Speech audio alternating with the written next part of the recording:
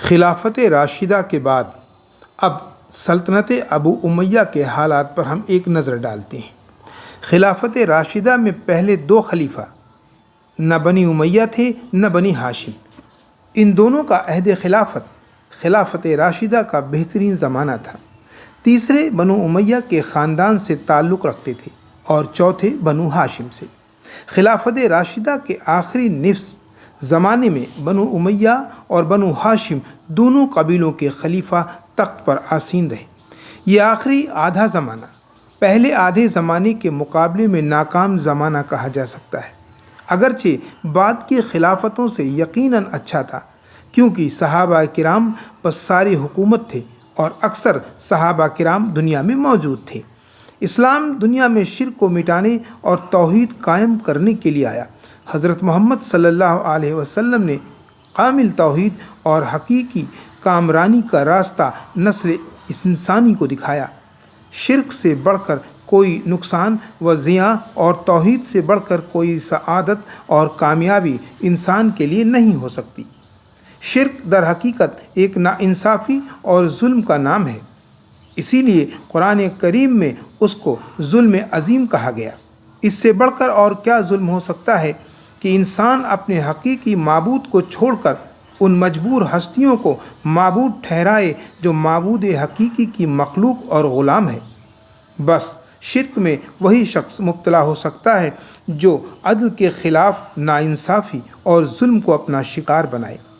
اس ظلم و ناانصافی میں مبتلا کرنے والی سب سے بڑی چیز جہالت اور بیزاں محبت ہے، جس کو اصلاح قرآنی میں اضلال اور گمراہی کے بعد کیا گیا ہے۔ اب غور کرو اور سوچو کہ اپنے خاندان اور قبیلے کے بزرگوں کی بیزاں محبت میں ان کے ناموں، ان کی تصویروں اور ان کے مجسموں اور ان کی قبروں کی بیزاں تعظیم کے ذریعے دنیا میں سب سے بڑا شرک رواج میں آیا، اور گمراہی کے لیے انسان نے اپنے خالق، مالک و معبود کو فراموش کر کے اپنے آپ کو ہلاکت کے گڑھے میں گرا لیا۔ حضرت محمد صلی اللہ علیہ وسلم نے مابعوث ہو کر جہاں شرک کے اور امکانات کو مٹا دیا، وہاں اس بیجا خاندانی عصبیت اور عدل و انصاف سے دور و محظور کرنے والی گمراہ کن محبت بیزا سے نوع انسان کو بچا لیا۔ دوسری چیز جو انسان کو ظلم عظیم میں مبتلا کر سکتی ہے اور کرتی رہی ہے، تکبر اور بیزا تکبر۔ اس نے ابلیس کو ابلیس بنا کر شیطان بنا دیا، اور اسی کے ذریعے اس نے اکثر انسانوں کو صراط مستقیم سے ہٹا کر ہلاکت آفری راہوں پر چلایا۔ یہ بیزا تفاخر اب محبت بیزا کے ساتھ مل جاتا ہے تو گمراہی اور ہلاکت کا نہایت زود اثر معزون اور نوع انسان کے لیے تیار ہو جاتا ہے۔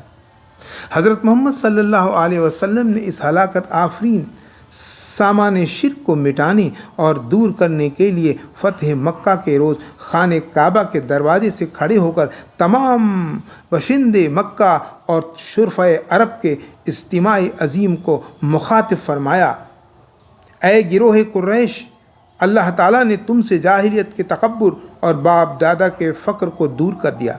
تمام انسان آدم کی اولاد ہیں اور آدم مٹی سے پیدا ہوئے تھے۔ خدا تعالیٰ نے فرمایا کہ لوگوں، ہم نے تمہیں نر اور مادہ سے پیدا کیا اور تمہاری شاخیں اور قبائل بنائے تاکہ الگ الگ پہچان ہو۔ اللہ تعالیٰ کے نزدیک بزرگ تم سے وہی ہے جو متقی ہے۔ نسلی اور قبائلی تفاخر کو مٹانا اور حقیقت شرک کے امکانات کو مٹا کر توحید کے اتحاد پیدا کرنا، ساتھ ہی قبیلوں اور شعبوں کے وجود اور اس کے امتیازات سے بھی انکار نہیں ہے، لیکن بزرگی اور فضیلت کو نسل و خاندان سے متعلق نہیں رکھا گیا۔ بزرگی و برتری صرف خدا شناسی و خدا ترسی سے تعلق رکھتی ہے۔ ہر ایک شخص متقی و باخدا بن کر مستحق کرامت بن سکتا ہے، اور ہر ایک قبیلے کا ہر ایک شخص اپنی بداعمالوں کے ذریعے رذالت اور ذلت کما سکتا ہے۔